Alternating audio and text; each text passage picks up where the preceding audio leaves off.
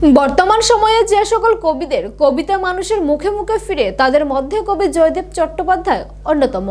উনার রচিত কবিতা ফড়িং, আমাদের নজরুল, রক্তগোলাপ, একদিন ঘুম ভেঙে ইত্যাদি বিশেষ সাড়া ফেলেছে। উনার আরেকটি পরিচয় হলো উনি বিশিষ্ট সাহিত্যিক বঙ্কিমচন্দ্র চট্টোপাধ্যায়ের পঞ্চম বংশধর। 43তম আগরতলার বইমেলা উপলক্ষে তিনি রাজ্যে এসেছেন।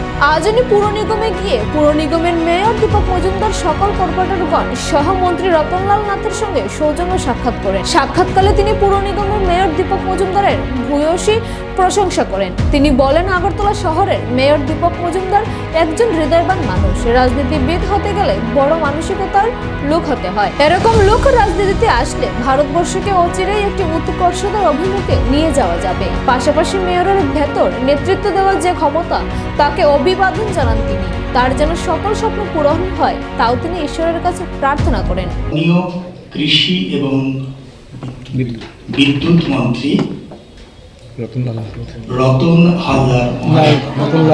রতনলাল নাথ মহাশয়কে এবং আমার ডান দিকে আছেন মিস্টার সুব্রত চক্রবর্তী এবং আপনারা যারা এই আজকের অনুষ্ঠানের সভাবৃদ্ধি গৌরবান্বিত করছেন, সকলকে অনেক শুভকামনা জানাচ্ছি।